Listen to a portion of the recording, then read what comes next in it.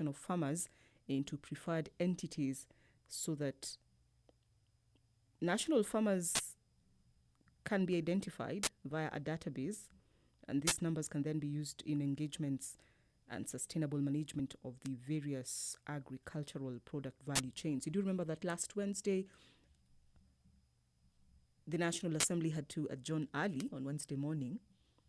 They were done before 11 a.m. and that was because of a lack of quorum. And during that time, those in the chamber were deliberating this issue, and so there is 54 minutes left to that. Also pending is another motion by nominated Member of Parliament Honorable Godfrey Ososi on formulation of a comprehensive policy to harness diaspora Kenyans for national development.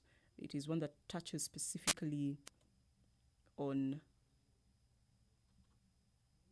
the contribution of Kenyans in the event,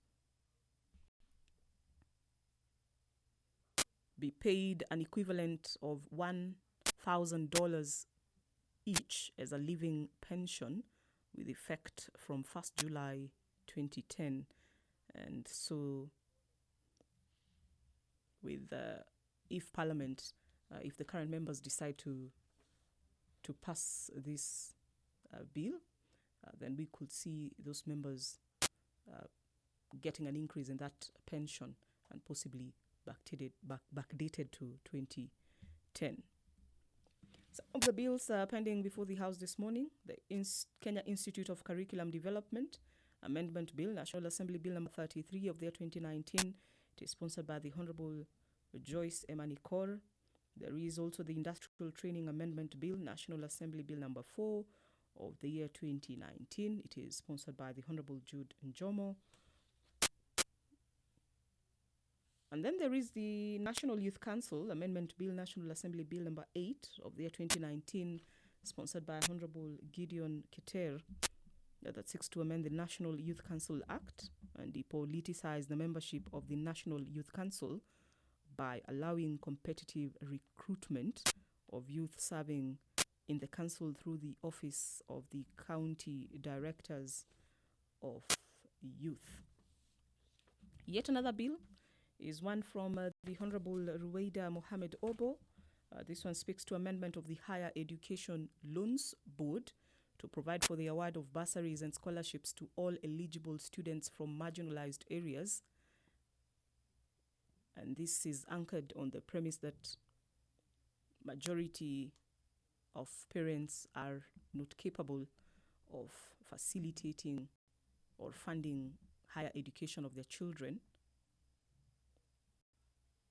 And this owing to their various financial capacities. And so it is important for the Higher Education Loans Board to consider this group of beneficiaries. This morning, a number of questions are also listed. You remember that members reintroduced question time late last year. In this country. Previous years, Mr. Speaker, the agricultural cooperatives were playing a very key role in terms of trade by linking the businessmen, those are farmers, linking farmers with businessmen. Gone are the days, Mr. Speaker, when we had the cooperatives marketing various crops like tea, pyrethrum, as well as milk. But currently we do not have these cooperatives. And indeed, in the absence of these cooperatives, there is a vacuum that has been created because farmers are not able to get market directly, or they are unable to be linked directly with the farmers. I want to appreciate the move of this motion for recognizing this, and I also want to support that it's high time that the various organizations which have been created so as to link the farmers and the businessmen be given support so that the farmers can also have markets, markets for their produce, Mr. Speaker. This will go a long way to improve their farming in terms of getting more money. It will also go a long way in improving their economic status, Mr. Speaker. Mr. Speaker, we understand the essence of Kenya National Farmers Federation, and I also want to support the move that it's high time that we support this particular federation, and also we support the organizations, various organizations, so that they can also assist the farmers in marketing their produce. For those few remarks, Mr. Speaker, I support. Next would be the Honorable Robert Pukose. You have spoken to this. Honorable Murugara, have you spoken to it? Mr. Speaker, sir, I haven't. You haven't? So I haven't, and I got a contribution to make. Thank you, Mr. Speaker. Mr. Speaker, I do support the motion that we should now establish agribusiness centers and register them with the organization proposed. Agriculture is the backbone of the economy of our country, and it has been so for a long time. It is therefore very important that we do actually take care of our farmers, such that when we go into farming, we know for sure we are venturing into business, and this is going to be of benefit to the farmers as business people. Agriculture is basically regulated by cooperatives in the country, and most of them have not been successful. In fact, the history and story of cooperative societies in the country has been that most of them have been mismanaged, and they've actually become a cropper. As a result of which farmers have lost their monies, they've lost their produce, they have lost their income because of that mismanagement and corruption. So if we would get an agribusiness center under one society or one cooperative or one entity that is going to be taking care of farmers, then this would be of advantage. We do not want to lose focus on the Big Four agenda, in which food supply is one of the key factors of the agenda, because the country must be self-sustaining in terms of food, in terms of agricultural produce, and in terms of marketing. It's important also to note that we have crops, some of which are scheduled under the Crops Act, and they are crops that constantly do receive subsidies from the government. There are other crops that are not scheduled, but there are crops which are very important to this country, both as cash crops and as food crops. I have in mind the farming business in my constituency, for which I must speak for under this particular motion. We have a crop known as green grams, which is widely grown in Tharaka, Tharaka Nithi, Kitui, and Makueni. It is a food crop consumed countrywide. But unfortunately, this is not a scheduled crop as yet, and it does not enjoy subsidies. The net effect is that it fluctuates without any manner of control, and if we had attempted to control such agribusiness, it would help. We do have rains, which we predict to be sufficient this season, and the crop is going to be bumper in the constituency and elsewhere where it is grown. When it actually becomes bumper, a glut sets in, as a result of which the prices plummet downwards and become very low. A while ago, about a month, this crop was almost unaffordable in the country, even in the food stores. This is the reason why we feel we need an entity that is going to take care of our crops, so that from time to time we have prices that are beneficial to the farmers, and we also have prices that are beneficial to the business people. That way, everyone will find agriculture to be a productive industry that we must all engage in, into which we will also be able to invest, like many other countries that rely on agriculture and have actually moved miles ahead in terms of development. With those remarks, I do support this motion, and I do submit that it is a timely motion that we should actually pass. Thank you. Very well. Honorable Mboko Milemba, you want to speak to this one? Okay. Honorable Olesankok, speak. Thank you very much, Honorable Speaker, for giving me And this Honorable opportunity. Undo, can you kindly please put again back your card, because I see there is an issue here. Proceed. Thank you very much, Honorable Speaker. Would you, let me ask, would you be speaking to this Honorable Undo? Yes, immediately after Honorable Sankok, it will be you, because I've already pressed your card. Proceed. Thank you very much, Honorable Speaker. You have eaten much of my time. But Honorable Speaker, Well, thank you very much for giving me this opportunity Honorable Sankok, to continue. Now, how is it possible that I can eat time, honestly? Because I know I'm fairly hungry this morning, but the time will not be very sufficient to fill my stomach today. But proceed. I will give you an extra 30 seconds, if you require. Honorable Speaker, I think it was a mistake on my side, because despite your appetite, I'm quite sure you may not be able to eat time. Honorable Speaker, it is only in this country called Kenya where when we give a cow water and it is value add through the digestive system and other internal machineries, what it produces, milk, is cheaper than ordinary water, Honorable Speaker. A liter of milk in this country is going by 17 to 22 shillings. But a liter of water in this country, Honorable Speaker, is ranging from 100 shillings to 200 shillings. It is pathetic, Honorable Speaker. And that is why we are talking about cooperative societies, which are actually the ones that are supposed to be like the civil societies, to fight for the rights of farmers, Honorable Speaker, and to advocate for proper markets of our products, Honorable Speaker. Honorable Speaker, the backbone of Kenyan economy was agriculture. But nowadays, agriculture is becoming the tail of the Kenyan economy, because we have so much concentrated our effort towards other legislative frameworks, forgetting our economic backbone, where 90% of our population depend on. 90% of our population, in fact, up to 99%, at one time or the other, have been farmers, Honorable Speaker. 80% of members in this House, apart from being professionals in their respective fields, are farmers back home. And they need representation. They need these cooperative societies, Honorable Speaker. Honorable Speaker, but what happened with the cooperative societies?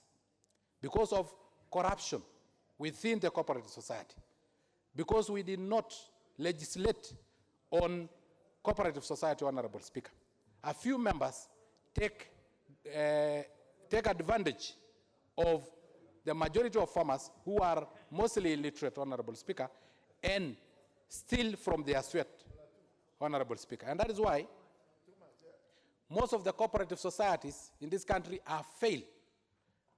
Honorable Speaker, the rich in this country have decided to take advantage of the poor farmers back in the villages. And that is why monopoly in the milk market, Honorable Speaker, is in this country. Monopoly in the sale of tea, in the sale of coffee, Honorable Speaker, in this country. Honorable Speaker, we are killing sugarcane factory and sugarcane farming so that we can import and make more profits as elites of this country at the expense of our poor farmers, Honorable Speaker. Honorable Speaker, we are overtaxing farm inputs, making production of agriculture in this country and farm produce so expensive that we cannot be able to sell within our country, let alone outside our country. Honorable Speaker, all these can be harnessed and advocated by cooperative societies, Honorable Speaker. That is why I do support this particular motion, Honorable Speaker, so that we can revamp the cooperative societies, which will be the eye of the poor farmer, Honorable Speaker, because they are farmers themselves. They come together, they join hands, they know their weaknesses, they know their strength. They will be able to advocate for the farm produce, and as well as be able to look for markets outside the country, Honorable Speaker. Honorable Speaker, when we went to Qatar recently, Honorable Speaker, we found the Chamber of Commerce having a department that deal on agricultural produce. Yet Qatar is in a desert.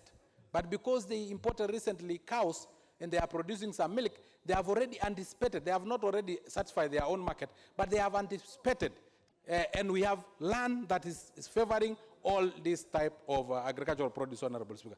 That is why, Honorable Speaker, I support, and Honorable Speaker, let this House and the implementation committee led by Honorable Kenda make sure that this motion is passed and is implemented, Honorable Speaker, to save our peasant farmers, to save our farmers from running out of business, and to save our farmers from selling milk cheaper than water. Ordinary water, river water, is more expensive than milk, Honorable Speaker. Thank you very much, Honorable Speaker, for that particular opportunity. I do support mia kwa mia. Then we'll go to the Honorable Oudo Ojiambo, member for Funyula.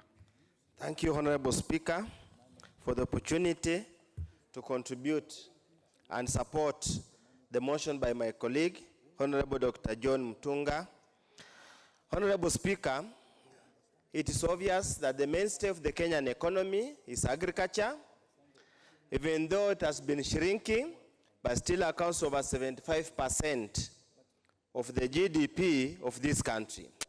However, the contribution of the agricultural sector could have been much, much bigger or much more worthy if we had organized our farmers in a system that allows them to maximize production and a system that allows them to get highest returns from the investment in the agricultural sector. Honorable Speaker, one of the greatest challenges of agricultural production in this country has been the management and the organization of farmers in this country. Honorable Speaker, we find that ordinarily our farmers are small-scale farmers, peasants, who cannot afford to undertake or provide all the farm inputs. For them to successfully venture into agricultural business, they need adequate support. And that adequate support can only come in form of organized entities that can allow them access inputs, can allow them get extension services, that can allow them market their productions or their products locally and internationally. Honorable Speaker, in the past, we used to have very strong farmers associations, very strong cooperative societies that generally supported farmers.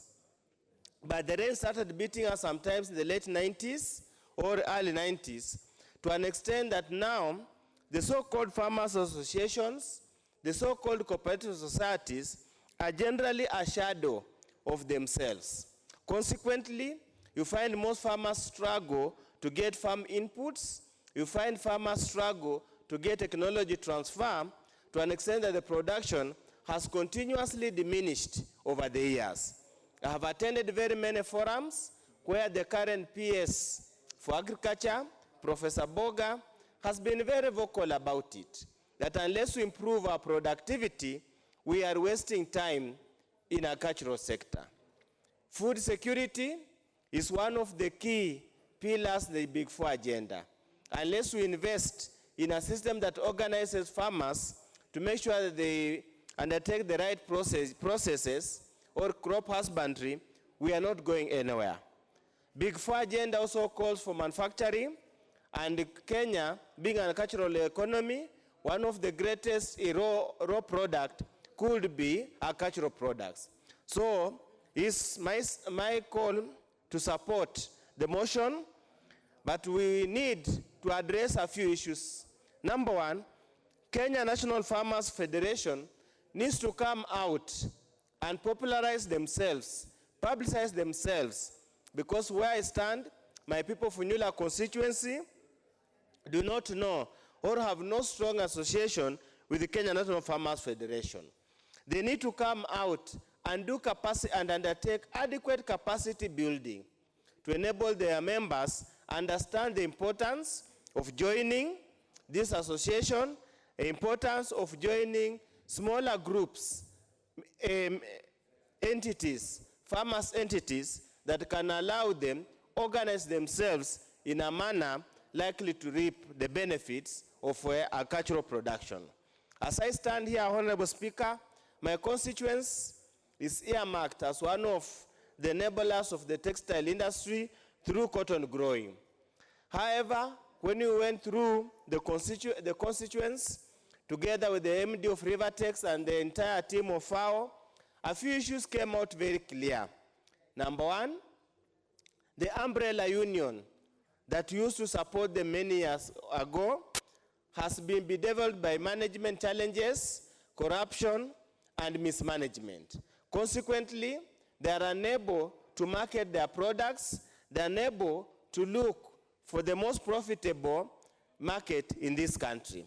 Honorable Speaker, therefore, as we look at this, we ask the move of the motion to go all the way and probably bring relevant amendments to the Cooperatives Act plus the Crops Act so that it becomes mandatory for all farmers who wish to benefit from various subsidies the government gives through the national government and the county government must belong to some organized groups to enable them contribute substantially to the management of these unions. With those few remarks, Honorable Speaker, I support the motion and thank you for the opportunity to contribute to it. Now, we will go to Honorable Yusuf Haji, member for Mandera. Thank you, Mr. Speaker, for giving me this opportunity. I stand to support this motion. It is actually very timely. As we know that the registration of farmers is part of the planning. And if we fail to plan, we plan to fail. By registering our farmers and knowing which farmer is where and which farmer is growing what or keeping what type of animals, that can also help us even in the budget processes of the Ministry of Agriculture and other entities that deal with food security. And it is very, very important. If we don't know the number of farmers that we have, the type of crops or animals that they keep, we will not be able to plan and give the necessary support that is required. Mr. Speaker, sir, we used to have very organized farming systems in the past, and because of corruption, because of mismanagement, all those are now gone. The cooperatives that we used to have, the few that are there are just there by name. We used to have the Kenya Farmers Association, which is no longer there. We used to have the Kenya Grain Growers Association, which is no longer there. We used to have livestock marketing councils all over. They are there, but they are not getting proper support because their farmers, their members are not effectively registered.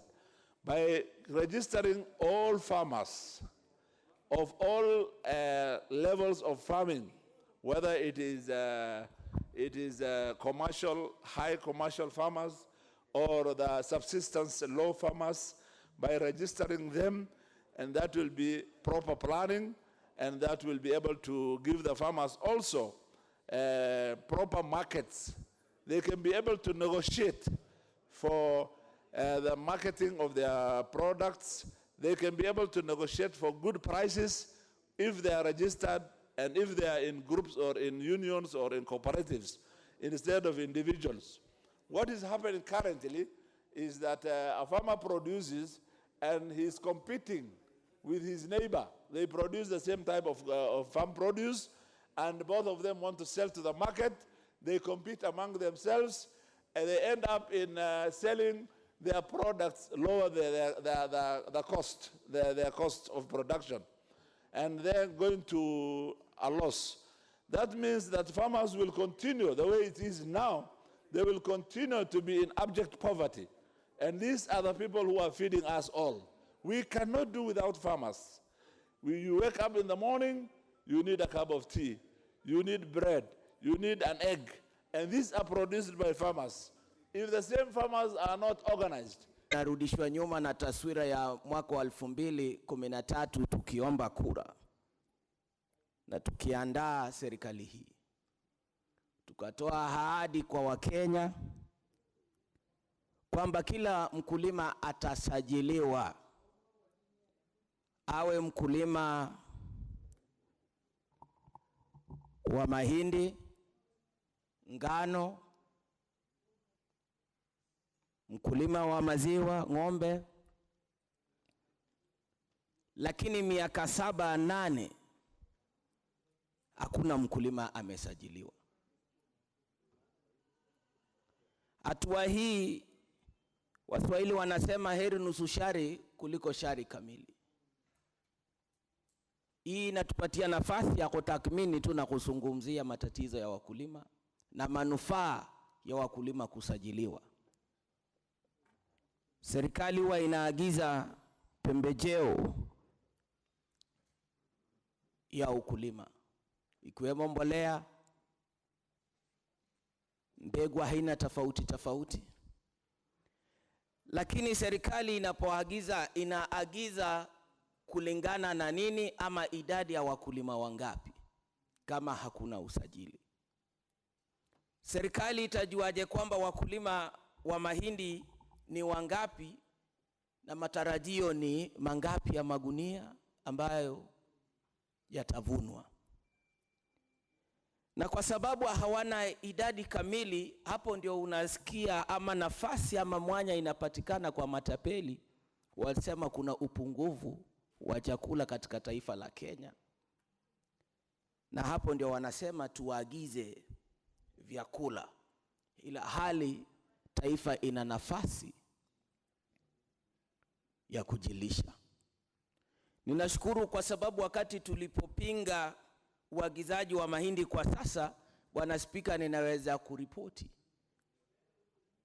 nikifurahi kwamba japokuwa serikali haijatangaza bei ya mahindi mpaka kwa sasa, lakini tuna bei nadiri katika soko. Wakulima kwa sasa wanafurahia, lakini tunatarajia serikali vile vile hitangaze bei ya mahindi iliyoko kwa sasa. Wakulima wanaendelea na uvunaji, lakini hali ya anga si nzuri sana, na ndio unasikia mazungumzo ya aflatoxin. Kwa sababu baada ya vyakula kufunwa, mbinu ya kuweza kuhifadhi vyakula imekuwa changamoto katika taifa la Kenya. Na ni kwa sababu wakati ninapochangia swala hili ya kutafuta orodha ya wakulima, Bwana Spika, nichukue nafasi hii kuzungumzia, kwa sababu nimeliona katika vituo vya habari ama katika TV moja imeweza kuendesha kipindi ya kueleza kwamba vyakula ambayo tunatumia kwa sasa ni ya hatari. And also we get our income through agriculture, Mr. Speaker. So I think through this registration of our farmers, it will also help our people, because we love the opportunity, our people to get trainings from the stakeholders and also the government. And I think, Mr. Speaker, as I support, I know I'm right, because my people will benefit out of this, Mr. Speaker.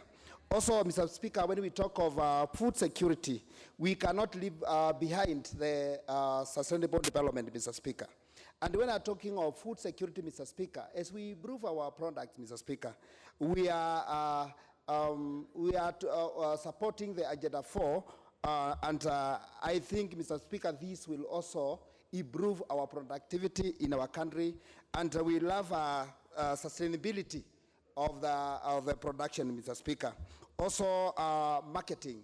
When our farmers come together and they are in groups, they are in circles, Mr. Speaker, I think this will also attract foreigners to invest in farming in our country and support our farmers in this country, Mr. Speaker. Also, Mr. Speaker, we need to educate also and sensitize our farmers about farming, Mr. Speaker. And through registration and through bringing our farmers together, this will also encourage our farmers and will also give an opportunity of the agencies, NGOs, the government to get a chance to be in a position to train our farmers. Also, Mr. Speaker, everything which has an advantage has a disadvantage, Mr. Speaker. And I think as much as we'll face some challenges when we are trying to implement this, Mr. Speaker, because we know some catchers will crash with this project, Mr. Speaker. And I think, and I'm aware that the member who came up with this motion has done a good appraisal, Mr. Speaker, because we want the project to be viable. And I'm happy because I know, although there will be some challenges with the culture of our communities, whereby there are some of our communities who believe that they should concentrate on this farm, they need to do their own things, but through sensitization and the support of the government, I think all the farmers can come together, we can have groups, and they can improve on their production, Mr. Speaker. What I think and what I can add on this, Mr. Speaker, my view, is that we need to implement, because most of the time as we make laws here, we try to make good laws, but implementation becomes a problem, Mr. Speaker. But we need, as a government, to take the initiative and implement this, because there's a need and there's an outcry to our people, Mr. Speaker. From my constituency, where I come from, Kaiti constituency, yesterday I tried my constituency and I get farmers cry because there is a worm which is destroying our farms. And Mr. Speaker, we need, as a government, I think something has to be done, because unless something is done, we will not get a good yield to our people, Mr. Speaker, because of these worms. So this is the high time we urge the government to chip in and try and support this motion. Thank you, Mr. Speaker, for the chance, and I support the motion. Thank you.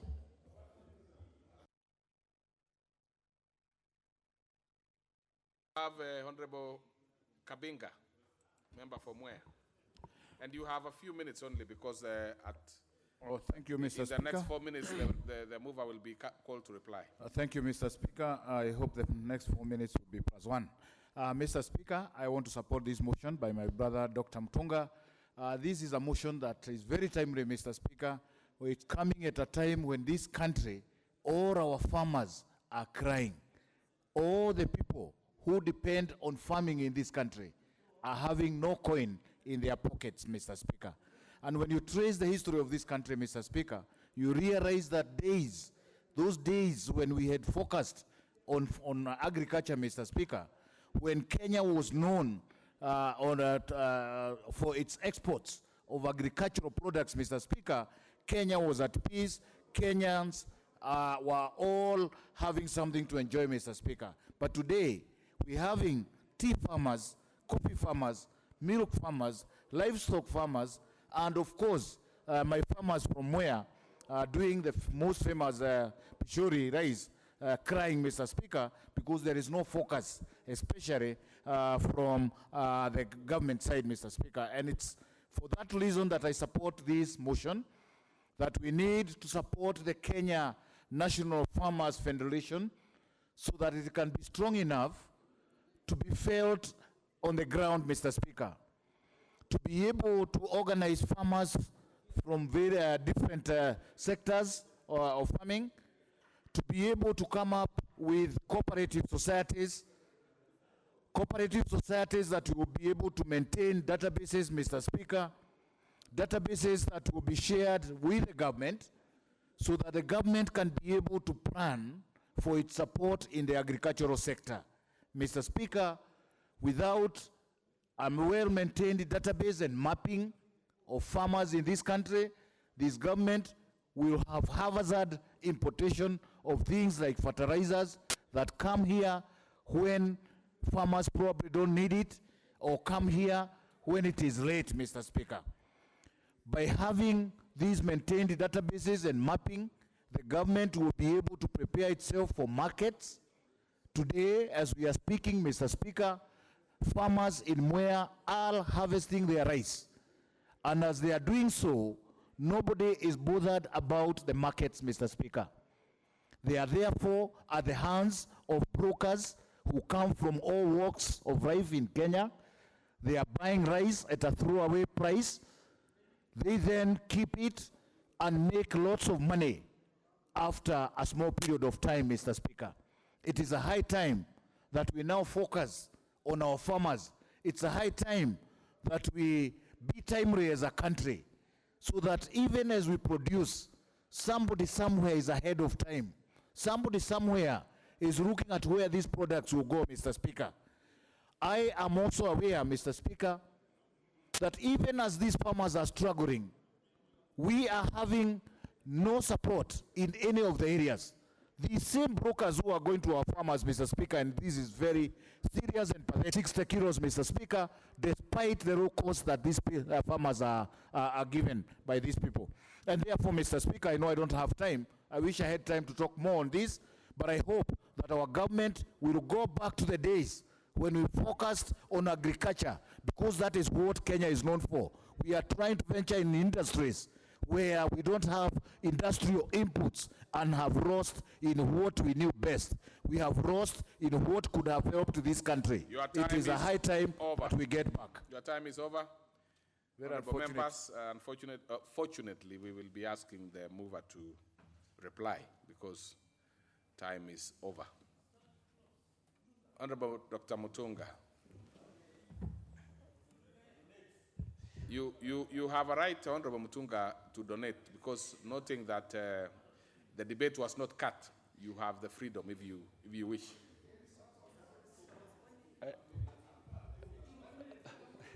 Honorable Speaker, thank you very much for the opportunity to reply. Honorable Speaker, there is a bit of demand for members to be donated 1 or 2 minutes. I think I can give my colleagues here, they have asked for 1 minute each. Honorable Ringo and the Professor. Okay, I hear you. 1 minute. You have 10 minutes, so you can do your mathematics and arithmetics out of that. So, Honorable Speaker, I can donate 5 minutes, 1 minute each, starting from to who? 2, 3, 4, 5. Understood. It's finished. I'm not going to accept that, Honorable Mutunga. You must mention the people you are donating to by names. If you have a problem with the names, I will allow you. I will allow 2 members. I will allow 2 members. Honorable Speaker, I donate 1 minute to Honorable Ringo, 1 minute to Professor Ogutu, 1 minute to Dr. Wamalwa, and 1 minute to Nasta. Okay. Those are 4. We will wait if you have any so other. 6 So minutes let's start reply. with Honorable Ringo, please.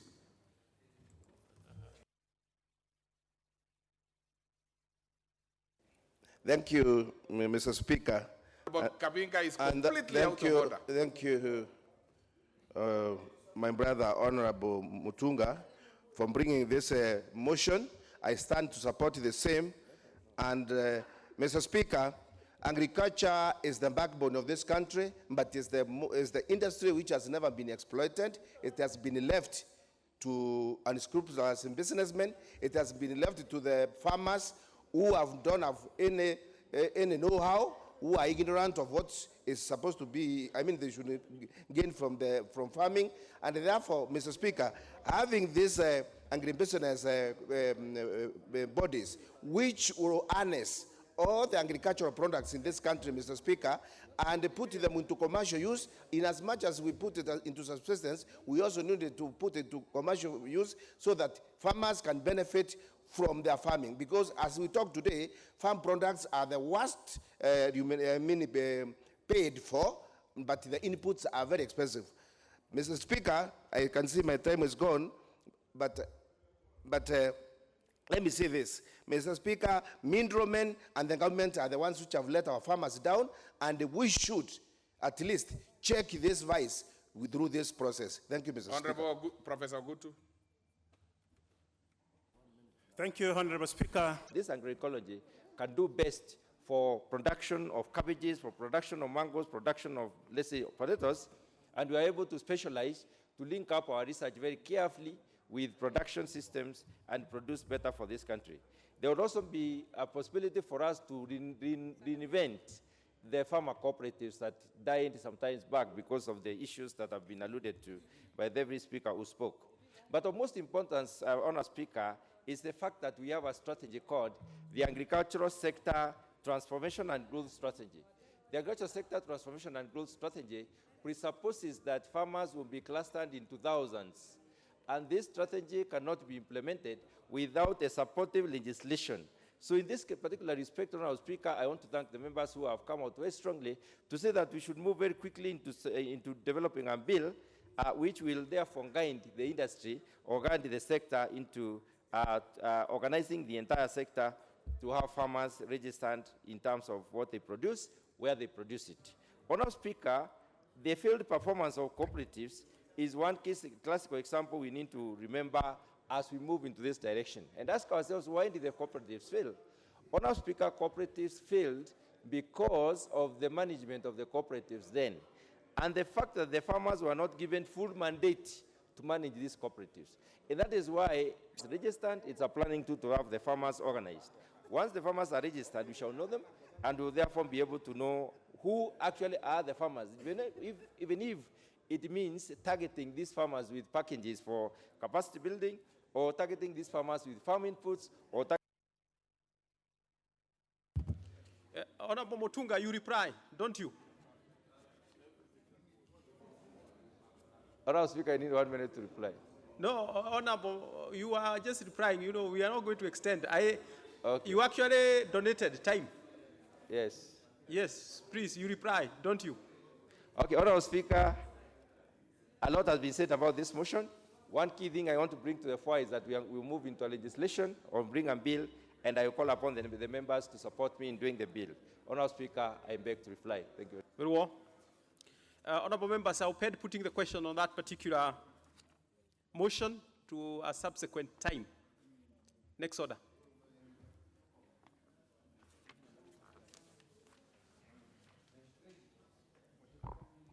Order number 9, the Equalization Fund Bill, National Assembly Bill number 43 of 2019, second reading. Honorable Kasait Kamket, member for Tiati.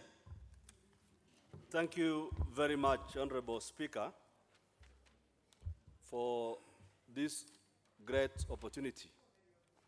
Mr. Speaker, sir, I rise to move that the Equalization Fund Bill, National Assembly Bill number 43 of 2019, be read a second time. Mr. Speaker, the Equalization Fund is established under Section 204 of the Constitution of Kenya 2010. And since the inception, the utilization of Equalization Fund has been wanting. And therefore, Honorable Speaker, the rationale for coming up with this bill is to expedite the operationalization and the expenditure of the funds in the Equalization Fund. The obtaining situation on the ground, Mr. Speaker, is that we have a situation where a hungry man is looking at food on the table. He is being told that that food on the table is your food, but he is not able to access that food. So in the Kenyan parlance, the current parlance of Kenya, huyo mtu anakula hiyo chakula kwa macho. Be careful, Honorable Kamket. Don't Yes, gravitate towards that. I know you know the standing orders very clearly. Yes, I know. Yeah, don't go that route. Use English. Yes. I was just quoting Mr. Speaker. So, Mr. Speaker, sir, before setting out the specific provisions of this bill, it is important to understand the motivation behind this legislation.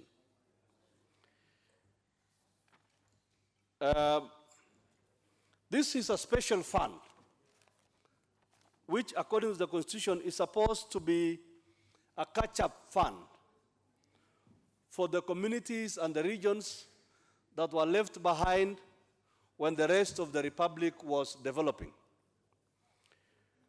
either by design or by default, to extend time.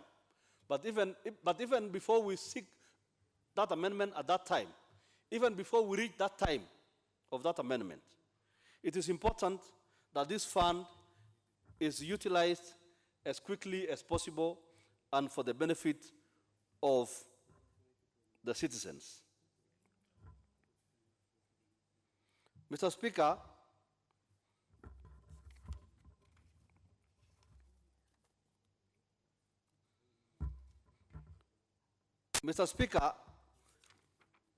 as I move to conclude,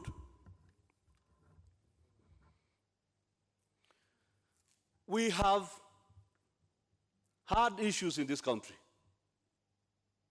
And I am very emotional this morning as I move this bill. Because, Mr. Speaker,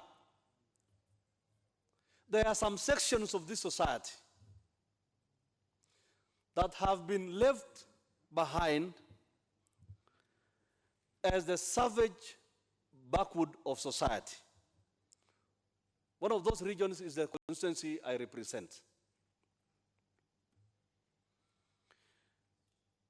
The children of Tiati, the children of northern Kenya, the children of Turkana, the children of Samburu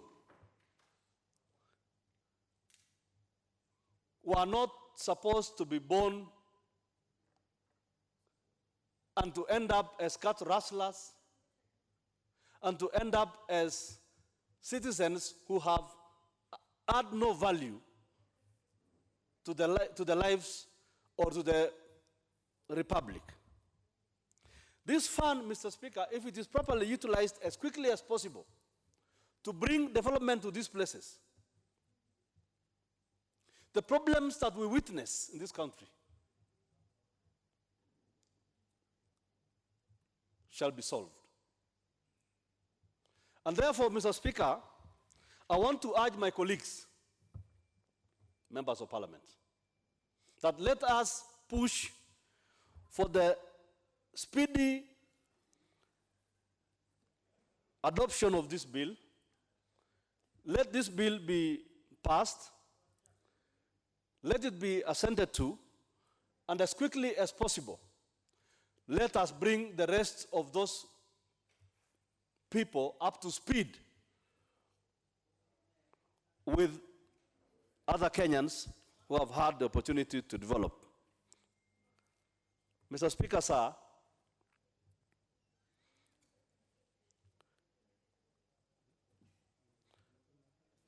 therefore, Mr. Speaker, sir, this bill seeks to provide for a framework for the administration and management of the Equalization Fund. This bill, Mr. Speaker, sir, establishes the board, as I said earlier, that will make the administration of the fund easy, and this bill will establish structures and mechanisms for easy implementation of the fund. Mr. Speaker, sir, the use of the PFM Act to make regulations was the lazy is kept aside for these works, but it's not happening. How is it being used? It is being used for administration. The permanent secretaries who are supposed to provide services using the Equalization Fund will meet meetings, retreats, and tours of the counties. Shockingly, how can you use $1 billion of the fund for administration? And the executive mandarins who are supposed to oversee this fund are comfortable because that pays their allowances, their travels, and all sorts of allowances. So $1 billion of the fund is used for administration. That was not the intention of the framers of the Constitution when they decided that Equalization Fund is supposed to be operationalized. This bill talks about the board. Currently, there's no board. It only comprises of the permanent secretaries of finance, water, roads, and so forth and so forth. As they meet, they will assume that this is the normal budgetary system that they're undergoing through. So to them, they will rather have the board remain, the fund remain without a board so that they can continue administering the funds as they wish. If we had a board, just like the National Government Council Development Fund, where there is a chairman, there are members, there's a CEO, everything moves smoothly. So this bill has come at a time, even though it's very late. This is a bill that should have come even in the last parliament. Nevertheless, better late than never. The membership of the board is about 10 members, including the chairman. That means we'll have a board which will be accountable to the Parliament of Kenya. As it is now, with no board, there's no accountability. So if we have the board operationalized, instituted, and in office, this House, which is the representative of the people of Kenya, will have a say in the management of that board.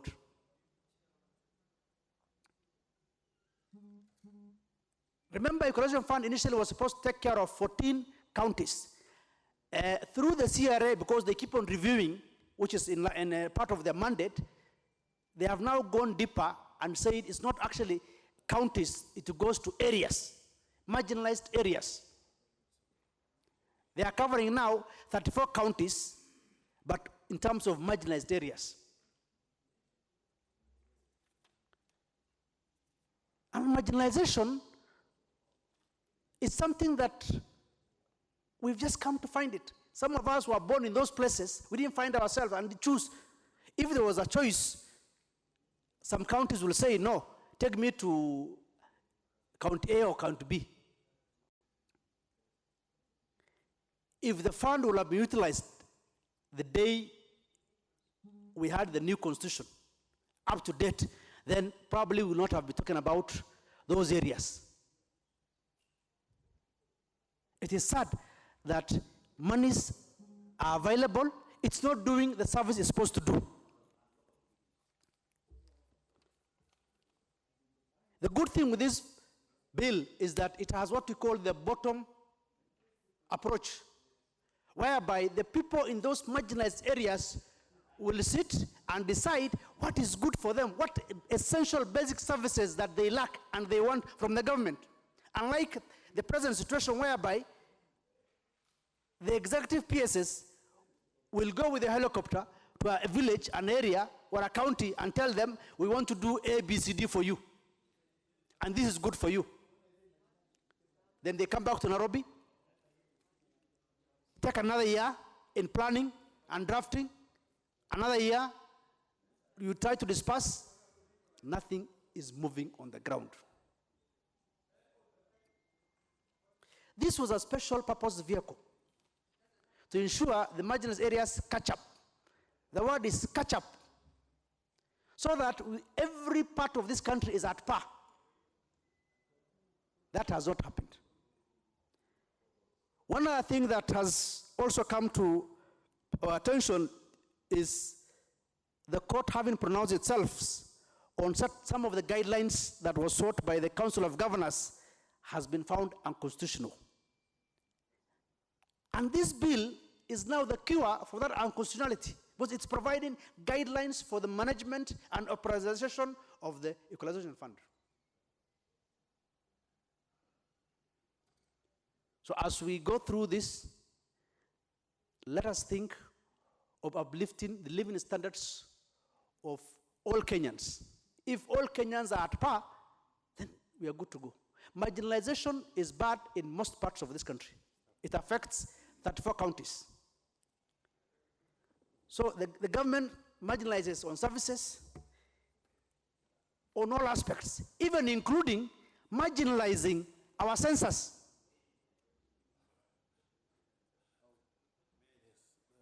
By ensuring that, because it is known that marginalization is always there, then they have also now included another aspect of saying, we will also marginalize you in terms of numbers. As poor as they are, they give birth without services. So please, let us uphold. The marginalization is across the board, especially in terms of census. It doesn't only affect northern Kenya. I know every county is making noise, so that is part also. But I'm trying to equate where we have a situation whereby since independence, you have had marginalization, and it's still continuing. So when shall we stop talking about marginalization in this country? 100 years from now, 200 years from now? For as long as the people mandated to provide essential services are not doing their job. And this bill, we want it fast-tracked, and we want to ensure that the executive or the government of the day ensures the implementation of this bill once this House pronounces itself. So with those few remarks, I second. Thank you, Honorable Speaker. I would want on the onset to say that I support the bill. I support the bill, Mr. Speaker, not only because it is clear from the manner in which the Constitution sought to address concerns of inequality and to address concerns of areas that were disadvantaged, that this indeed is what the bill seeks to do. As I do that, Mr. Speaker, I was drawn to the understanding and the definition of marginalization. Mr. Speaker, it is clear that as we look at this bill, we are working on very clear demarcations and indeed surveys that were done by the Commission of Revenue Allocation, and that it is clear from that, Mr. Speaker, that it was seen that marginalization is a consequence of a number of skewed processes in the distribution of scarce resources, and that indeed there are cases in which the marginalization can also be the result of the geographic location, or indeed the manner in which a particular community or a particular county or areas seem to still be outside the purview, and indeed the accessibility of the development and national axis. I, Mr. Speaker, as I support this, wanted to draw our attention to the important concern that even when we have, as we do today, clarity or a clear indication of the areas that are deemed to be marginalized, especially deemed to be marginalized on the very grounds that, Mr. Speaker, are very well spelled out, not only in the Constitution, but indeed in the survey report of the Commission for the Revenue Authority. I wanted, Mr. Speaker, to draw our attention to the important need to continue to debate and understand a little bit that we might need to revise what we see and deem as the marginalized areas.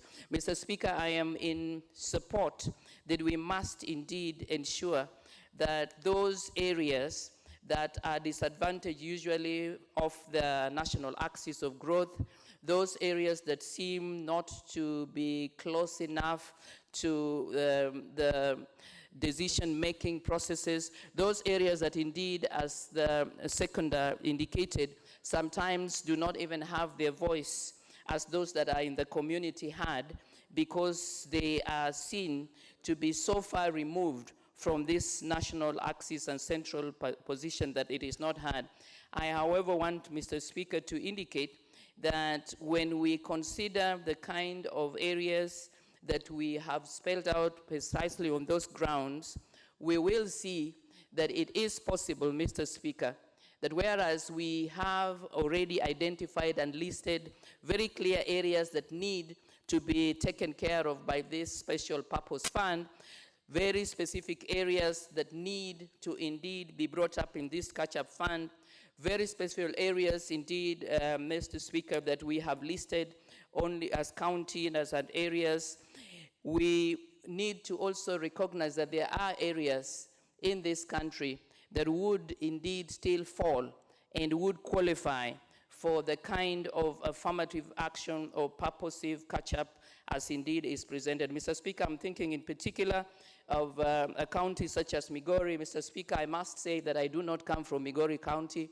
My county is in fact Siaya, but I am aware that when I look at the kinds of conditions, the kinds of indicators that are presented in the survey report, the kinds of bases that determine indeed, Mr. Speaker, that there are communities that are really, for a number of reasons, not integrated in the social and economic life of Kenya as a whole, that there are communities that sometimes, because they are still very deeply entrenched in their cultural practices, that there are communities that are indeed not only for the purposes of their geographical allocation, but for a number of reasons not really included expressly, that we, Mr. Speaker, would need, as indeed we proceed, to ensure that the structure of the fund is put into effect, that we would want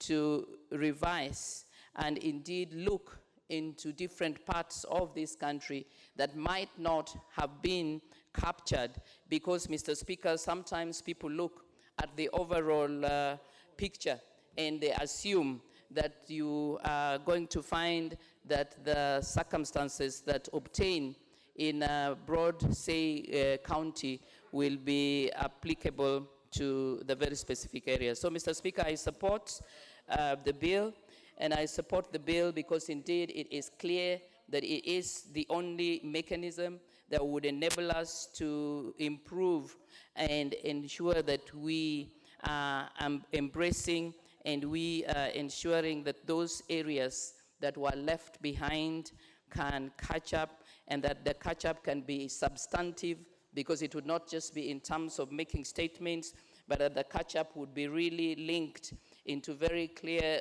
organizational framework that would provide the necessary resource that would then affect the livelihoods and the kinds of experience that these people have.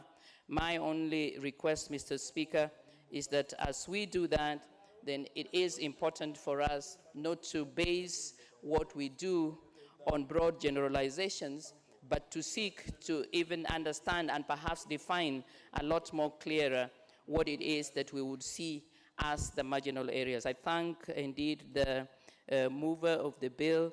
I know indeed, as was presented, that it was recognized that the Constitution talks about areas, and we have tended, Mr. Speaker, to identify as we have counties. I further want to request that we look beyond even those areas that we have tended to traditionally see as marginalized, use the very grounds that are specified in the Constitution, and, Mr. Speaker, where we can, include it. I conclude, Mr. Speaker, by drawing an analogy with hardship. As somebody whose background is teaching, Mr. Speaker, we have found that when we deal with the teaching experience and the manner in which teachers operate, we have tended to classify broadly. Some areas had hardship and others as non-hardship. And Mr. Speaker, there are cases where if I were to take, for example, a county such as Kiambu, that most people would think would be one that is endowed and would be really, accessing very good infrastructure. But we might find that with regards to education, in the very same county, we could find, if we were to look keenly for the indicators that we talk about, some manifestation of hardship. It is for that reason, Mr. Speaker, that I support and I continue to ask that we do indeed revisit and ensure that our understanding of marginalization serve the very purpose that we intended, that we would not in any way leave some communities, geographic areas, or some citizens of Kenya that are not really attached to the national axis and that do not receive the benefit of the national growth. Thank you, Mr. Speaker. I support. Shall we have Honorable Koske Kimutai, member for Cheparungu?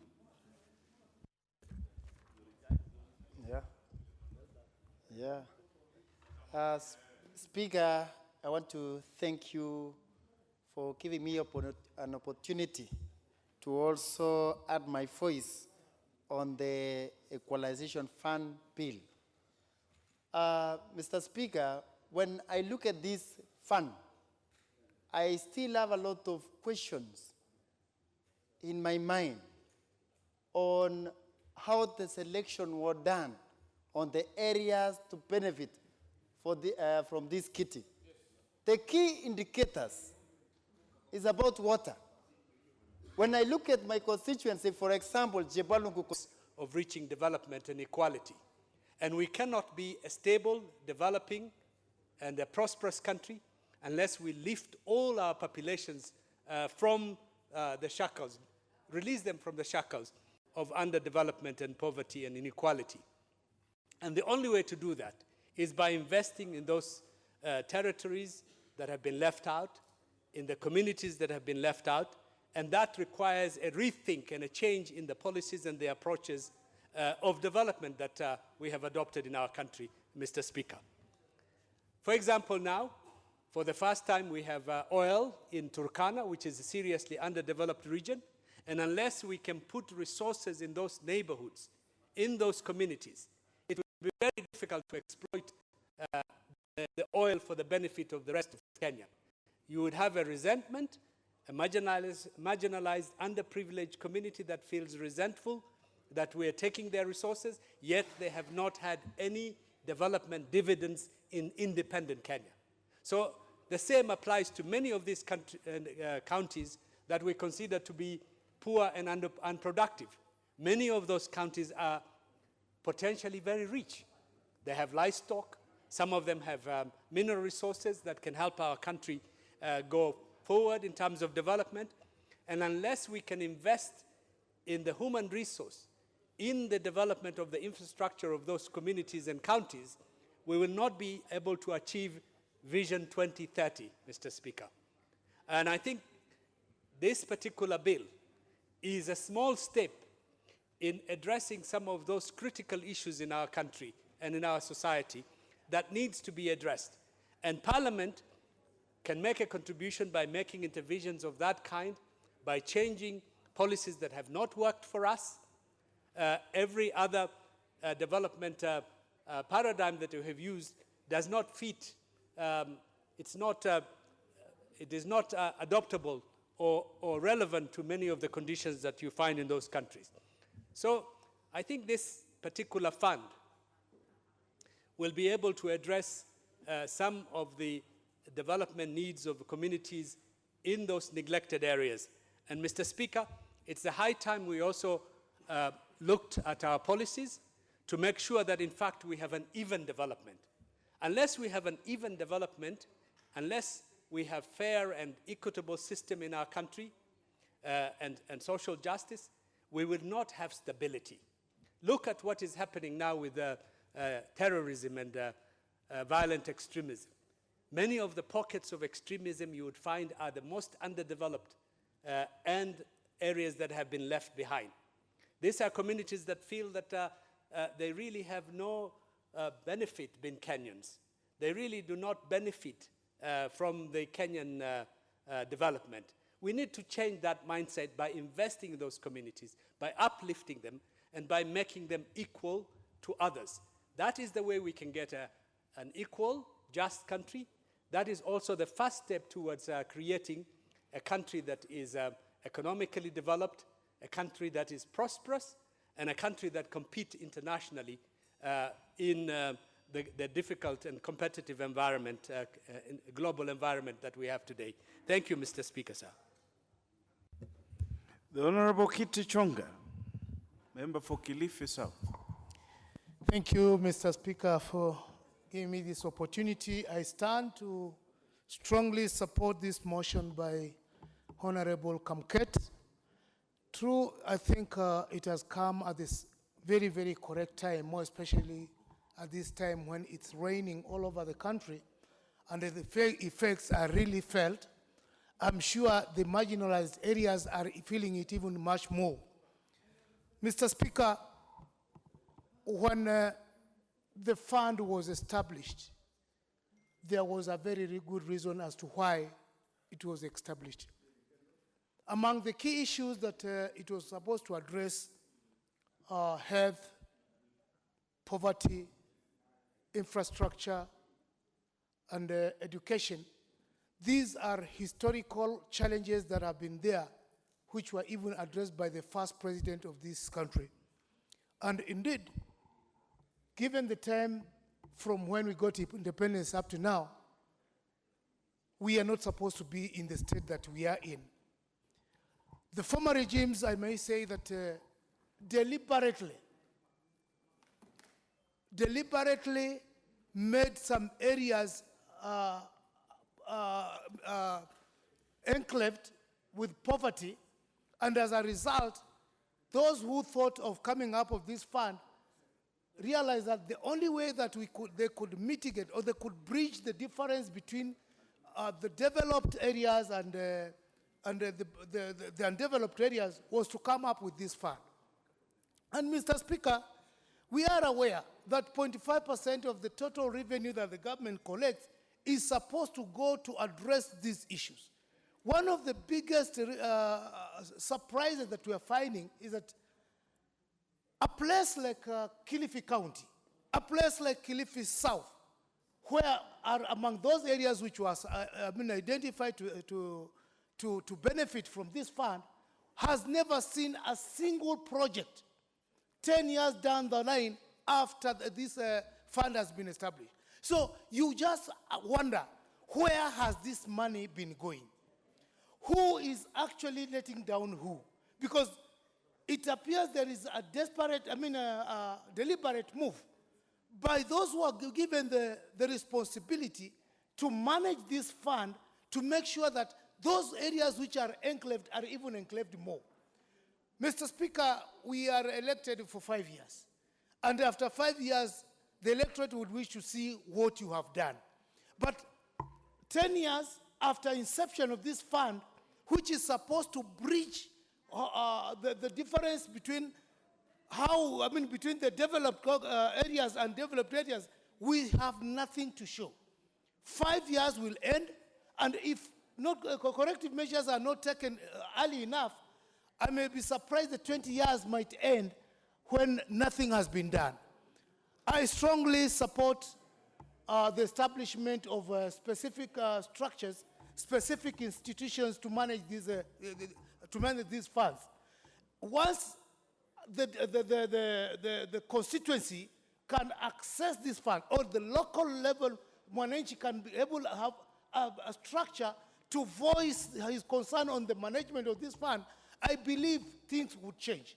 But looking at the way things are moving, I think I concur with my friend Hapa, Ole Sankok. A whole 1 billion has been spent, and there is totally nowhere that can be pointed that something has done. Mr. Speaker, as we speak now, in my constituency, there are some areas where children could not sit for exams. Why? Because there are rivers which children could not cross. As we speak now, people are dying because they cannot even access to the nearest health center. Why? Rivers are flooded. As we speak now, people are hungry and they cannot even access food. There are people who have actually not been sleeping in their houses. They have moved to high areas because it's flooded all over. And yet, we have this fund which was brought specifically to address some of these issues. I think it is timely that this House takes the correct, the measures that are required, either to support, to summon those who have been given the responsibility to manage this fund to explain, because numerous times we have walked to Treasury, but the stories that we are getting there are not anything can be responsible and explain how they have been managing this fund. Otherwise, I don't see the reason why we should have a fund that is not assisting the common Mwananchi. It makes no sense. The Mwananchi will still complain, and yet these are the same people who are paying taxes that are going towards funding the projects which are supposed to be funded by the fund. With these few remarks, Mr. Speaker, I strongly support this motion, and I hope time and very soon we shall come with structures which will ensure that this fund realizes the goal the Mwananchi is looking at. Thank you very much. The Honorable Kabinga, member for Mwea. Thank you, Mr. Speaker, for giving me this chance to also contribute to this very important motion. This bill, Mr. Speaker, simply wants to operationalize that which has been spelled out in the Constitution, Mr. Speaker. Article 204 of the Constitution stipulated that we shall have an equalization fund that will be in existence for 20 years. After 20 years, we expect that things will be better. There will be equitable development in this country. And unless that is the case, this particular equalization fund will cease to exist. Of course, Parliament will be able to review that, Mr. Speaker. As we speak about marginalization, Mr. Speaker, as members of Parliament, we need to live to the realities.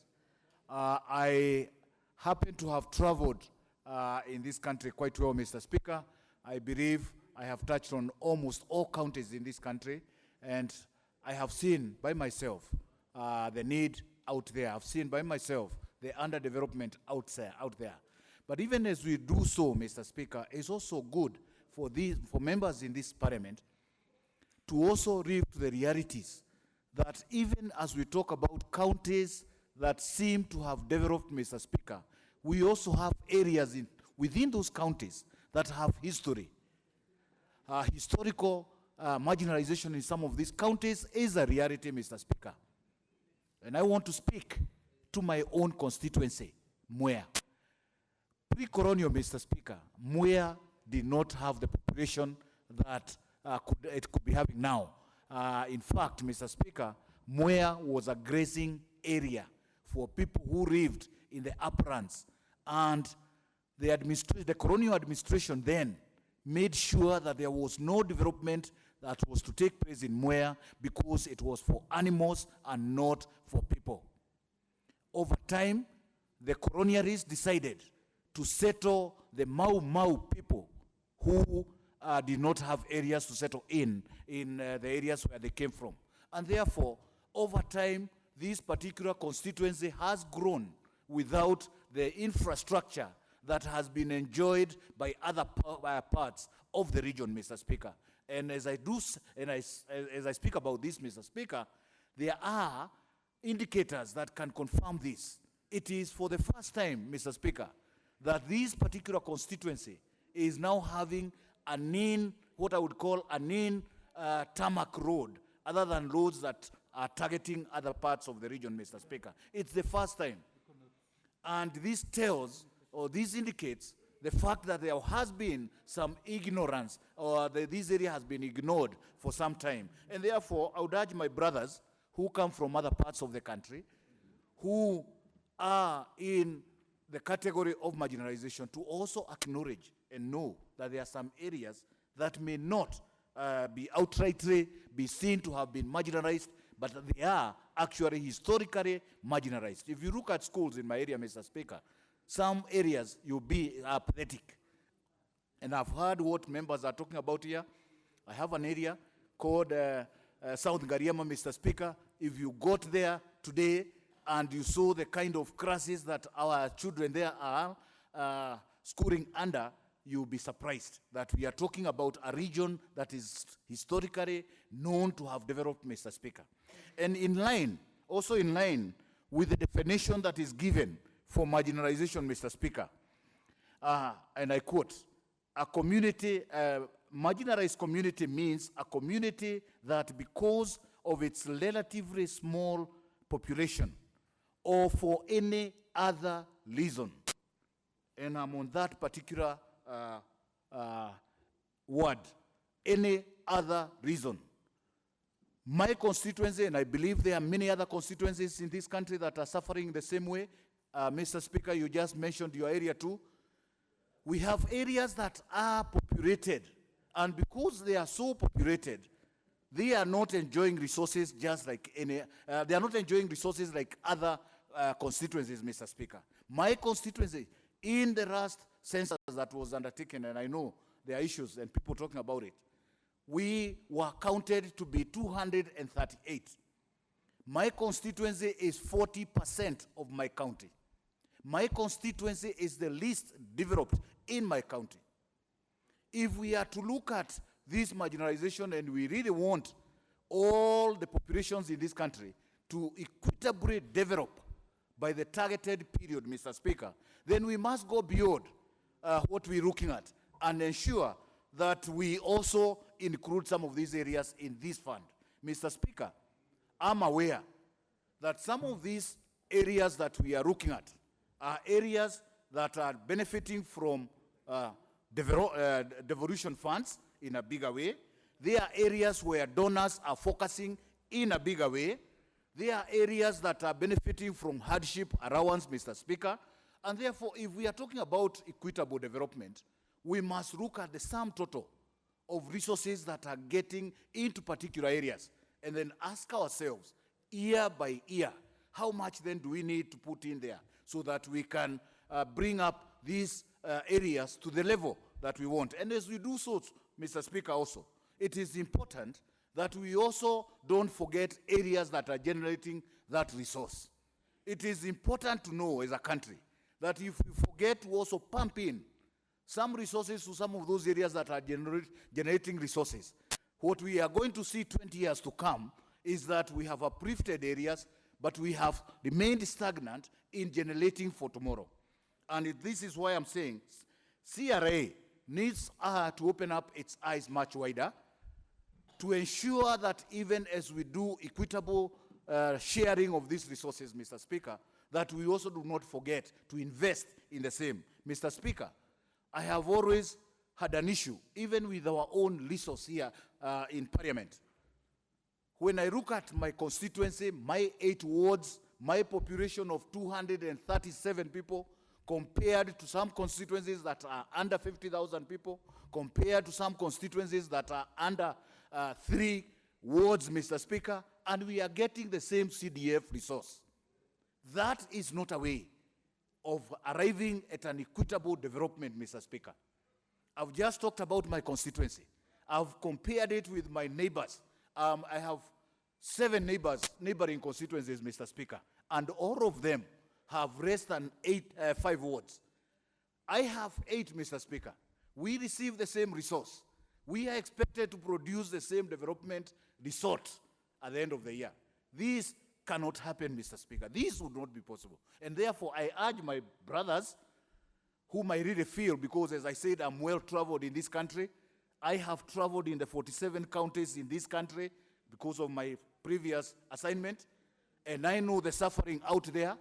But even as we do so, let us also acknowledge that there are also other areas who are not categorized by definition in that marginalization definition, and are suffering, Mr. Speaker, let us acknowledge that we need to come as a parliament and widen our scope and look at the country as one and determine what we need to do in each of the areas so that we can achieve this equitable development without addressing the historical marginalization and introducing some future marginalization, Mr. Speaker, and leaving it to future generations to come and sort out, Mr. Speaker.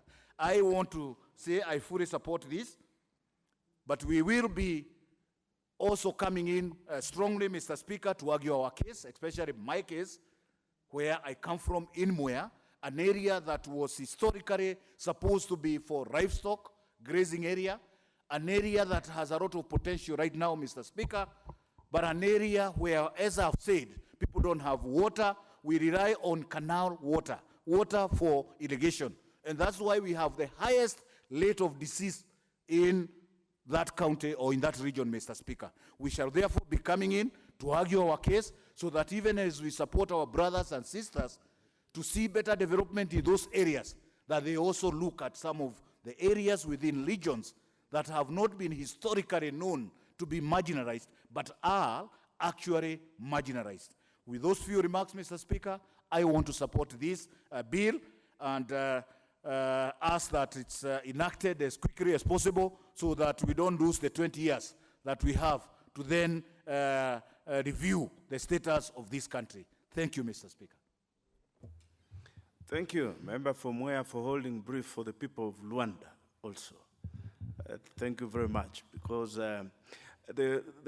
incidentally, the population density in Luanda is so great. We have 110,000, almost 110,000 people squeezed into a space of 95 kilometers squared, and they're supposed to survive on agriculture. It is impossible to farm. It's basically a rural slum. So I think it is fair that you are holding brief for them, that as we consider the new logarithm on sharing these funds, we may consider them. The Honorable Mwambire, member for Ganze. Asante sana Bwana Spika. Bwana Spika, ninaunga mkono hoja iliyoko mbele ya bunge, lakini pia nina tashishwi kama vile mwenzangu kutoka eneo bunge la Kilifi Kaskazini alivyosema kwamba mpango huu unaonekana kuwa mzuri, lakini uhaba wake ni kwamba zile sehemu ambazo zimeongezewa hazitaweza kuleta ufafanuzi ama uwepo wa kuweza kuleta maendeleo kamilifu kama ambavyo tungekuwa tungependelea. Mimi katika eneo bunge ambao ninawakilisha kule kaunti ya Kilifi, ndio eneo bunge maskini zaidi, na imenukuliwa katika mwaka 2013 kwamba ndio eneo bunge maskini zaidi hapa Kenya, na hatujaweza kuona tena nukuu nyingine ambayo imeitoa katika sehemu hiyo. Bwana Spika, ninashangaa kwa sababu katika ule muda ambao tumekuwepo na hizi pesa za usawazishaji wa maendeleo, hatujaweza kupata pesa ambazo zinaweza kusaidia zaidi, kwa sababu zimekuwa zikipelekwa katika maeneo, katika county ama katika serikali gatuzi kuangalia katika maeneo yale. Na hii imefanya kwamba kwa sababu ulikuwa hakuna mwelekeo thabiti ama maalum, imefanya kwamba shughuli hizi zimekuwa zikipeanwa ama maendeleo haya yamekuwa yakipeanwa katika maeneo bunge ambayo si yale ambayo yameathirika zaidi. Ninafikiria kuna umuhimu wa kuweza kuangalia huu mtaala mpya uweze kurekebishwa zaidi, ili uweze kuangalia yale maeneo bunge ambayo yameathirika zaidi yaweze kupata maendeleo ambayo yanaambatana na vile ambavyo ilikuwa imependekezwa katika katiba. Bwana Spika, kulingana vile mambo ambavyo yako kufikia leo, bado tuna matatizo makubwa zaidi. Tukiangalia ile miradi ambayo imeweza kufadhiliwa na pesa hizi hivi majuzi, utaona kwamba maeneo bunge mengi yakiwemo yale ambayo yanabashiriwa kwamba yana afueni yaliweza kupatiwa senti hizi, na amepata senti hizi kwa wingi zaidi kushinda hata yale maeneo yetu ambayo ndio yameathirika zaidi. Hivyo basi kufikia leo bado tuna matatizo makubwa ya matatizo ya kupata maji, bado tuna matatizo makubwa ya barabara, bado tuna matatizo makubwa ya vituo vya afya. Bwana Spika, itakuwa vyema zaidi kama tutaweza kuangalia na tuwe pia kuna mpangilio maalum baada ya muda tuweze kuangalia, je, tumepiga hatua ama bado tuko hivyo, kuliko kupeana pesa tu kwa maeneo pasipo na kufuatilia kikamilifu.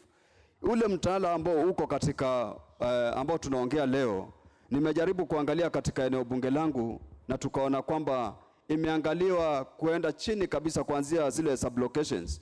Na ukiangalia Bwana Spika, utapata kwamba kama ni kupeana pesa kuambata is marginalized.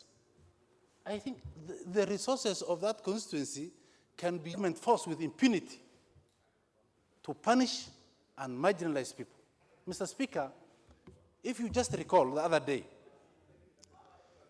people in Tana River, towns and settlements with schools over 20 years, the person you have in office that day, who determines what is illegal and what is legal. So we have taken the concept of marginalization too far, and we cannot actually narrow it down on resource allocation alone. It has to be perceptional matters.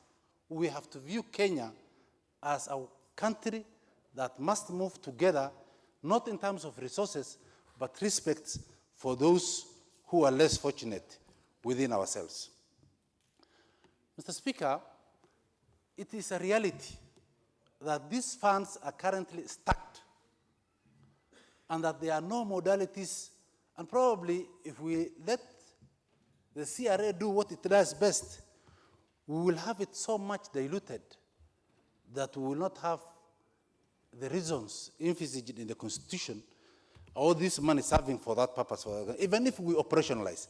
And that is why we must have conditions for its implementations, and this will come probably on, after the bill is passed.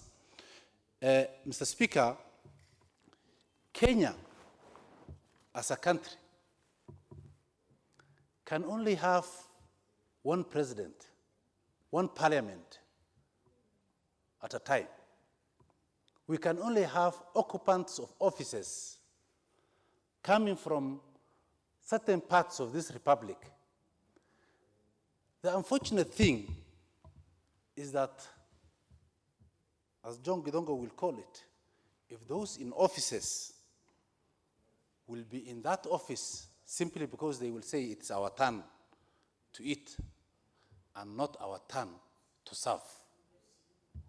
So it is very important that this bill now does not only address the operationalization of these funds, not just at the top, but up to the village level.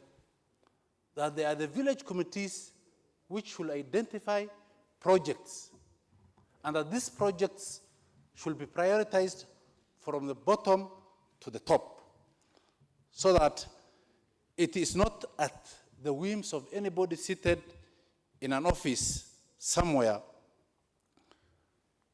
to ensure how these funds are used. Of course, it is these same people, because even after the Constitution was promulgated in 2010,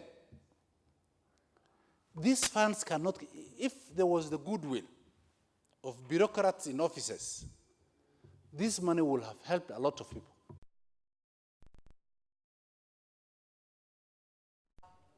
And I quote, hii pesa inasaidia wao, and those wao are not part of Kenya. That this money now cannot be used and cannot be operationalized, because nothing stopped government to do policies that transfers this money to regions and constituencies that are marginalized. And let us agree that Kenya as a country has a problem, including the corruption rates we have, the too much political environments we have, that now we think when we come, instead of me talking and realizing the problems the constituency the Honorable Chris Wamalwa represents, and I think like a national leader and reason it out with him, I will disagree with him because I am not represented there. Because if that problem is unique to him, and I know people from that region have only probably one problem, and that's unity, which will not be addressed by Equalization Fund. So if we know that there are problems in certain areas of this republic, and as national leaders who represent the people and who are here because of the votes of the people, we must move at speed to ensure we stand with these people. So it is not an issue of competition between constituencies, counties, villages, or even us who have this. Yes, the problems are there. But please pay attention to some of the areas. In the last 1.5 months, no vehicle has traveled across my constituency. No one single vehicle. There is no one single government services. Exams are taken on choppers. So when we say there are constituencies marginalized, we are simply talking about where services, it becomes difficult to render services simply because of the state of affairs of those areas. And with this, Mr. Speaker, I support the bill. Thank you. Mheshimiwa Kolosho, ulikuwa umemkashifu Mheshimiwa Kasait, kasema kwamba alikuwa amekuhujumu kwa njia nyingine. Lakini nimeona sasa umegundua kwamba baniani mbaya lakini kiatu chake dawa. The Honorable Wamalwa. Thank you, Mr. Speaker, for giving me this opportunity to contribute on this important bill on the Equalization Fund. First, I want to thank Honorable Kamket for coming up with this bill. And before that, Mr. Speaker, for the benefit of the new members. For the benefit of the new members, this bill, similar bill, was in the last parliament. It was brought by Honorable Elite. Honorable Elite was a member of parliament from Samburu, and it came as a constitutional amendment to establish a clear framework. As you all know, a constitutional amendment bill, we must have the 2/3. Unfortunately, at that particular time, we could not achieve the 2/3. So this bill was here, and I'm hoping Honorable Kamket is listening so that it will help him when it comes to responding. So this bill, I'm saying, in the last parliament, it had been brought by Honorable Elite as a constitutional amendment. Honorable Elite was a member of parliament in Samburu, and of course, we could not get the 2/3. Now, looking at the context of this bill, Mr. Speaker, I want to speak to some 2 or 3 issues that I've not had any other member of parliament talking about. Of course, we know it's supposed to provide some clear framework, structures of how this money can be used. And I want to say that this Equalization Fund, for the last years since the Constitution was promulgated, it has been abused. It has been used by executive for its own way of doing things. These funds were under Treasury, yes, but the executive was the one using it at his own discretion. It was being abused. And it's important when such a bill is in place, these funds will not be abused. They'll go and help in terms of equitable development, particularly to correct the historical injustice of some regions who had been marginalized. But when you read Article 204 of the Constitution, particularly sub-Article 3B, it brings in the element, Mr. Speaker, I wish you'll be listening. It brings in the element, thank you, Mr. Speaker. It brings in, when you read Article 204, sub-Article 3B of the Constitution, it has given a framework of the county. But when you read this bill clearly, it is saying the statement of how the bill concerns county governments, the bill does not affect the functions of the county government as set out in the Schedule 4 of the Constitution, and it's therefore not a bill concerning county governments. We need to debate this, because when you look at Article 204, it has given a structure of how these funds can be channeled, and it has brought in the element of the county governments. So I'll request the honorable member, maybe when he'll be responding, how again you come in the bill and you say this bill does not concern county governments. As far as I'm concerned, in my own interpretation, Mr. Speaker, this bill concerns the county government. And if indeed it concerns the county government, it must go to the Senate to be looked into. And even last time when this matter came on the floor of the House, the senators, the county governments, were threatening to go to court. Because when you look at Honorable Elite's bill, when he brought the constitutional amendment, was to amend this fund so that it can be used like the CDF, so that it goes direct, because the area of jurisdiction, it is a ward. So it is good when we come up with the local committee, let it be called a ward committee. But the issue that, Mr. Speaker, at later stage maybe we'll debate is whether this bill concerns county governments or not. Because that's very critical. And I have highlighted in Article 204, particularly sub-Article 3B, it has clearly said that these funds can be sent directly or indirectly through the counties. The word county is mentioned. So how again when you come and when you read the memoranda and objects of this bill, you come and say that this bill does not concern county government? It is indeed important, and I'm very, very convinced that county governments play a critical role. And as such, in the spirit of brotherhood with the two houses, this bill should go to the Senate for them also to make a determination.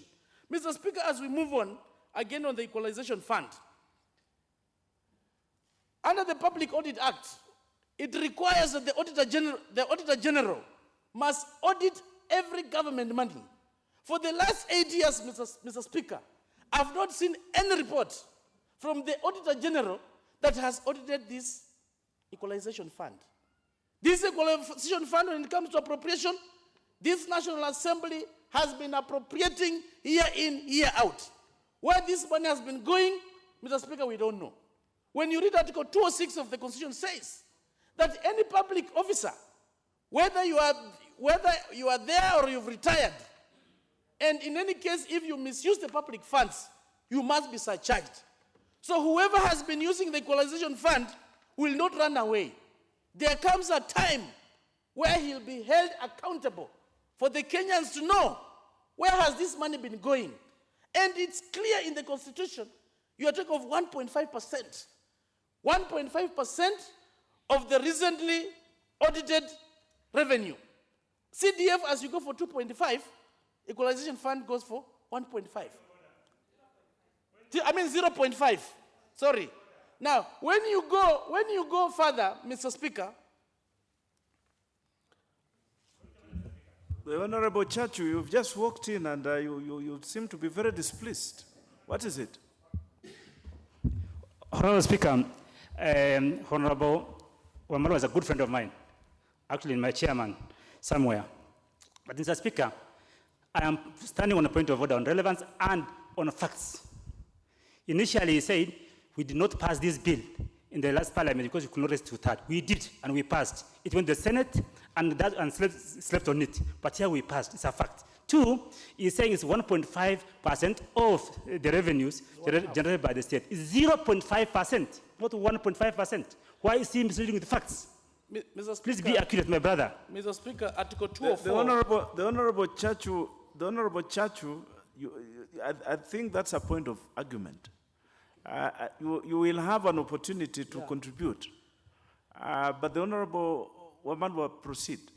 Mr. Speaker, Article 204, sub-Article 1 of the Constitution says, there is established... The Honorable Chachu, Ganya, just hold your horses. Yeah.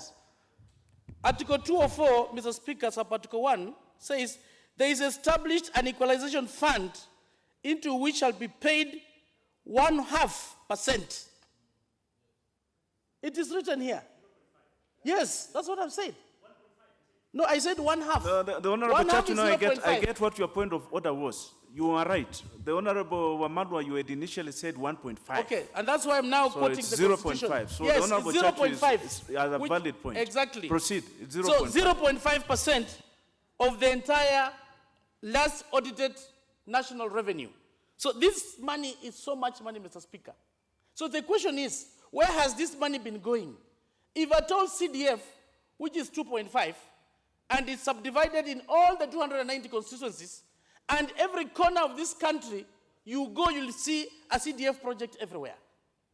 It is the only fund, Mr. Speaker, you go to the village, you go to Kamket's place, you go to Turkana, you go to Lamu, you'll see a project of CDF. CDF is a very good model, and I'm also happy to note that the model that Honorable Kamket has proposed, it has been borrowed from the CDF.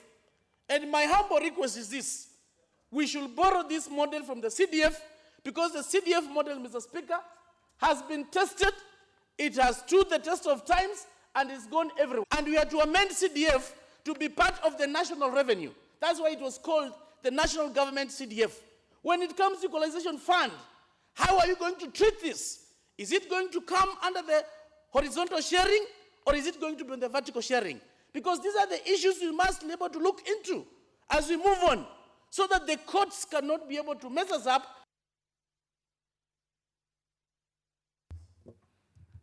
The Honorable Malwa, 1 minute. Yeah, there's a lot of interest in this. Because the division of revenue, Mr. Speaker, it is a very, very important bill, and it comes every year. And the essence of division of revenue is to divide the national revenue between two levels of government. Between the and therefore, areas that are marginalized are going to receive these funds as quickly as possible so that they are able to receive services or improve services and come to a level, through enjoying these services, to come to a level where they can also enjoy these services like the rest of Kenya. Services like improved roads, improved health facilities, electricity, and water. Remember, Honorable Speaker, that at the beginning, just immediately after independence, certain regions in this country were declared closed districts, like, for example, West Pokot. And because of that, they have been left behind. And I want to say here that the framers of this constitution wanted something that would bring those areas closer to areas that were considered more at the beginning. But the unfortunate bit is that since that time up to now, since the promulgation of the constitution, these funds have just been disbursed once. And therefore, these areas have not been able to benefit. And I want to believe that just because these funds have been domiciled in the National Treasury, as possible to the areas that are affected. So I want to say that I want to support this, and the current policy by CRA, where the lowest unit of consideration of these funds is their sublocation, I think is good. And then too, when we shall now have a national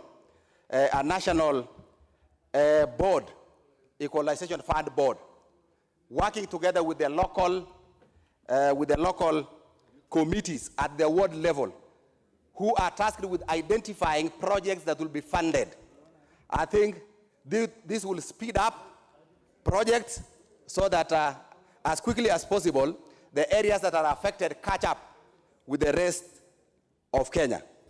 I also want to say, Honorable Speaker, that it is good to consider the lowest level as a sublocation, because you also are aware that even within counties, we have also what we call intra-county marginalization, that certain parts of a county are more marginalized than others.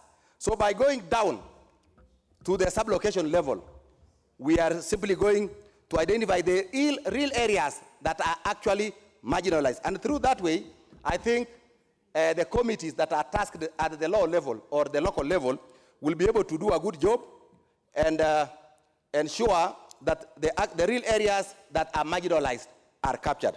The only problem, Honorable Speaker, that I find here is that I think we need again to redefine the parameters for considering an area as marginalized. Because apart from the other factors, and they say, and other factors. So that is why you can see even members want to bring even areas like factors like population density, something like that. So I think it should be, we need to redefine the parameters so that they are as clearly as possible for us to be able to know what is it that we are looking for, even to consider an area as marginalized. I also want to say, as we move forward, Honorable Speaker, I think it will also be important that in the Constitution, we are talking about 14 marginalized counties. This again, other than bringing the sublocations and even wards, we again have to look at a way of ensuring that even those counties are also not left behind based on the latest review by the CRA. So, Honorable Speaker, I want to say that enactment of this bill will reduce bureaucracy that we are currently witnessing from those who are tasked with the management of this equalization fund that is domiciled at the the Ministry of Finance, at the Ministry of National Treasury. So passing the bill will enable marginalized areas to catch up with the rest of Kenyans and enjoy better services like roads, water, health, and electricity. Honorable Speaker, within the teaching fraternity, we have, and I think even the public service, we have what we call the hardship. We have areas that are considered hardship, and therefore certain officers also receive hardship allowance.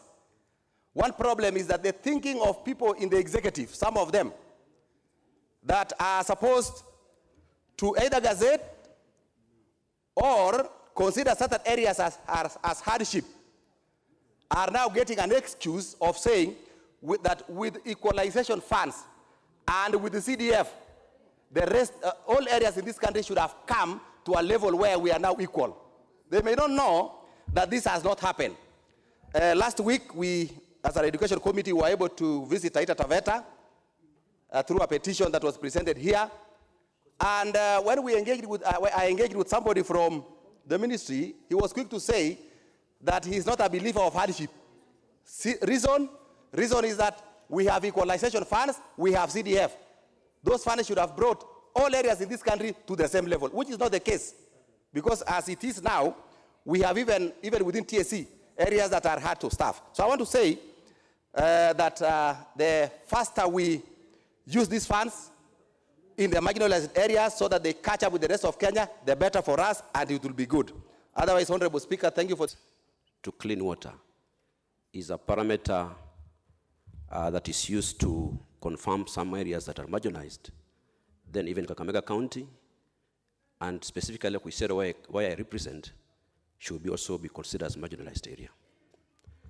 If lack of access to quality healthcare is a parameter to say that a place is marginalized, the same should apply to Kakamega and Quisero as a large.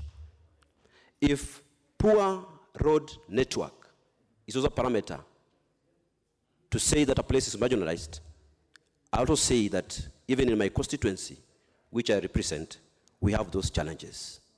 Mr. Speaker, we cannot use marginalization and equalization bill as a parameter to reward laziness. We cannot use this as a parameter to reward misuse of government funds.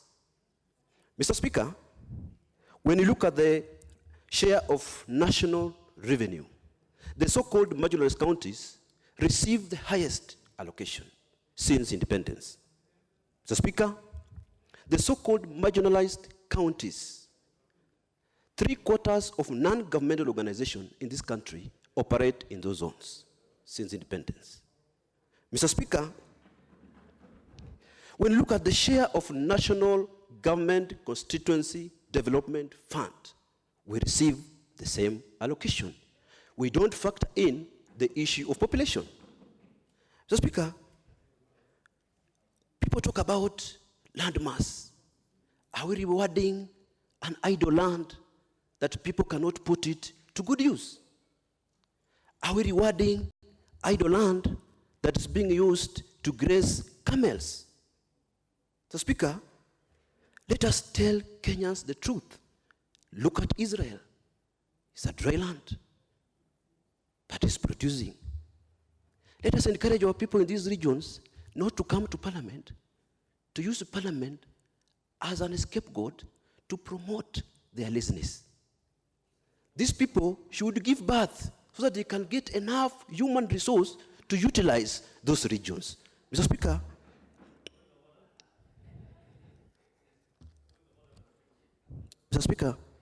protect me because there are many and I'm alone. Mr. Speaker, I rise to say... The Honorable Kasait, what is out of order? Mr. Speaker, I had to interrupt my friend, Honorable Miradi Asek. But, Mr. Speaker, don't you think the Honorable Member is using improper and unparliamentary language against the entire regions by You referring some absolutely, people the as Honorable lazy. Kasait, you absolutely.